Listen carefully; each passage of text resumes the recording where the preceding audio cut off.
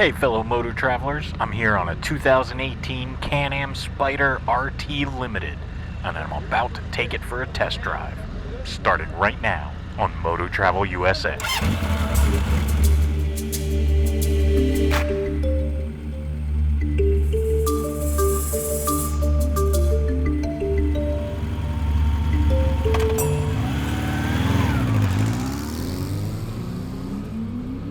They wanted us to drive around the parking lot to try to get a feel for it before we went on the road. Good thinking, because I have no idea how this thing responds. Brakes feel good. Let me try the brakes again. Feel good, okay. I think I got that down. Turning feels a little weird, but I think I can deal with it. And shifting with my thumb, pretty interesting. Okay, this is good. I'm glad they let us drive around the parking lot just to get a feel for it. Let me just go down here. Just want to get an idea of turning radius. Interesting. Pretty smooth. Brake is good. Not stalling or anything, going slow. And pretty good turning radius. Alright. I think we're about to get this test drive started.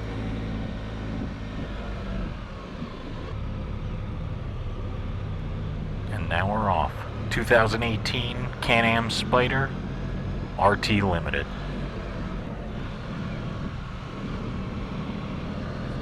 One of the first things I notice is this insanely comfortable seat. Oh my god. I've never sat on a vehicle seat that's this comfortable before. It actually provides good support for my butt, and I actually feel a little lumbar support. I can see how people can ride for hours on this thing. Now getting on the highway here, good responsiveness. Much better than I expected. Very linear feel. It doesn't jerk your arms or pull you. It's a very gradual acceleration, but it has power behind it at the same time, but very controlled. I'm not sure if I'm in some special mode or anything. I just kind of took it and rode. But yeah, nice and smooth. I'm not feeling the bumps. The windshield is providing really good air protection. Shifting is crazy smooth. They told me you don't have to take your hand off the throttle. You just shift on the fly as you're going. That's what I'm doing, and I don't feel any jerkiness. It really feels like an automatic car. Mirrors provide good visibility to the left and to the right. I see what's going on behind me. I do notice the display is kind of hard to read in the sun. Again, there could be a setting for that, but I can hardly even read it right now. I could read it in the shade back at the dealership, but I can't see it at all right now.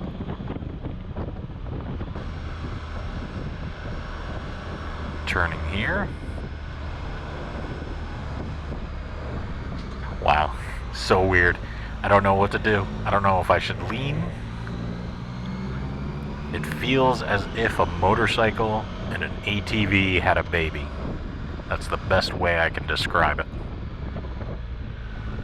Okay, this truck is stopped. I'm not sure of the clearance room, so I'm gonna get over as far as I can.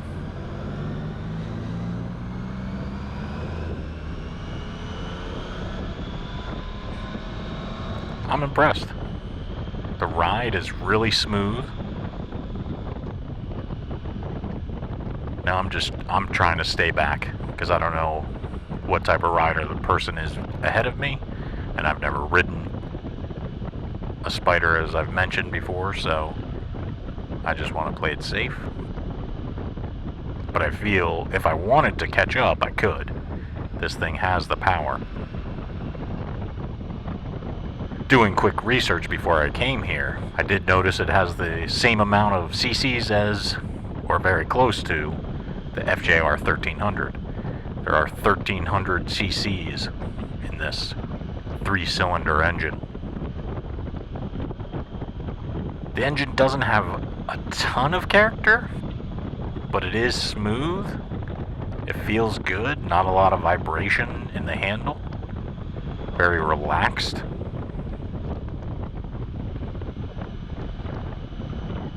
It's definitely not a sport-oriented feel. Definitely more of a touring and relaxed feel. But it does feel, if I wanted to punch that gas, that it could move if I needed it to.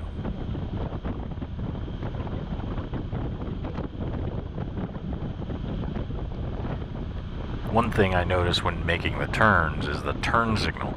The turn signal switch kind of seems really small and a little low. I don't know why that is. I'm sure you would get used to it, but for me, it just seems really small for a button that you're going to use a lot. It is self-canceling turn signals, which is cool.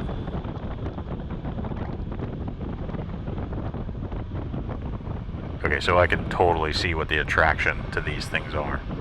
This really does feel like I'm riding a well-planted, well-balanced motorcycle, and I don't have to worry about balancing myself and turning into the corners.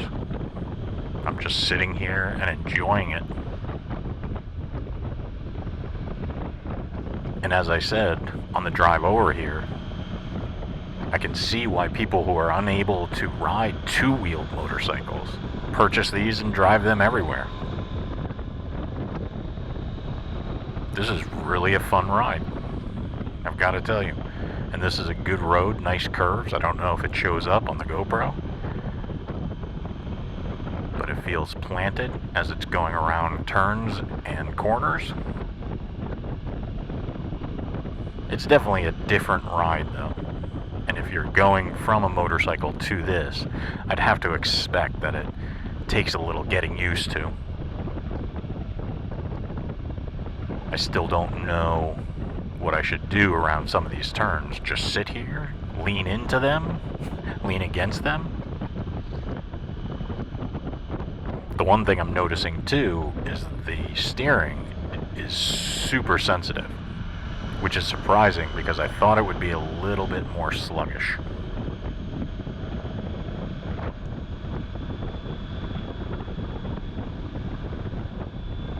Yeah, everything's great. This is fun, a lot funner than I expected.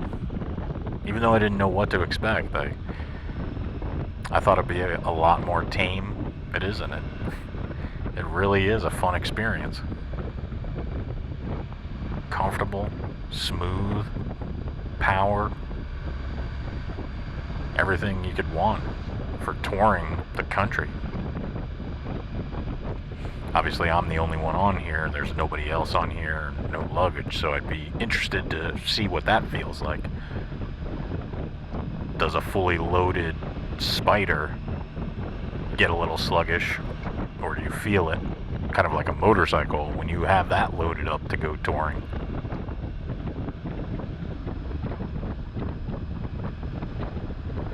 And it's absorbing the bumps. Looks like we're gonna turn up here. Let me see this. Yeah, I still find myself a little anxious about turns.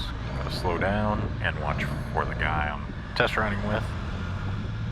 Nice. Don't know if I should have leaned my body like that, but just habit. Pickup is nice. And shifting gears, again, shifting with the thumb and forefinger. Really smooth, effortless. I could see how someone who's never ridden a motorcycle before could hop on this thing and learn it super quick. If you're not used to a clutch, a brake on the handle, a brake at your feet, and the way a motorcycle shifts, and you're learning this for the first time, I'd have to think this is super easy. A lot less thought process has to go into shifting. It really is almost automatic. I'm surprised it's not automatic. But maybe they wanted to keep some of that feeling. It even has a reverse on it. Here comes another turn. Feels cool. ATV.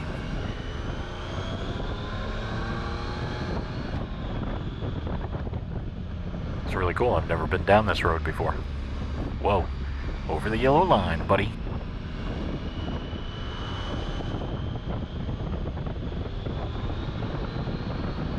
Let me catch up. See what this thing has.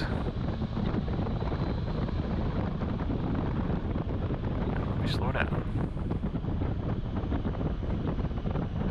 The brake feels good. There's a lot of confidence in the brake. The only thing I would say is the position for me, first time riding, is a little strange. I'm so used to having the brake kind of right there on the motorcycle and not having to kind of reach up to it. But this, it's kind of up and over. My foot is super comfortable when riding and right next to the brake, but when I have to brake, I almost have to lift my entire foot. This bike is fun. I would have no hesitation in purchasing a Can-Am Spyder.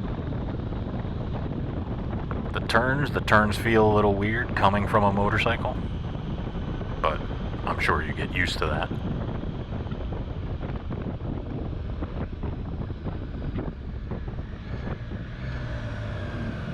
But yeah, the ride is super smooth. I could see how a beginner could get on this. I could see how someone experienced with motorcycle riding can get on this. And it looks like he wants us to open up on this road. I'm game. Let's see what this thing can do. Punch it. Yeah, again, fun. You can feel the power, but it's controlled. I can now see, after one ride, what the fuss is all about.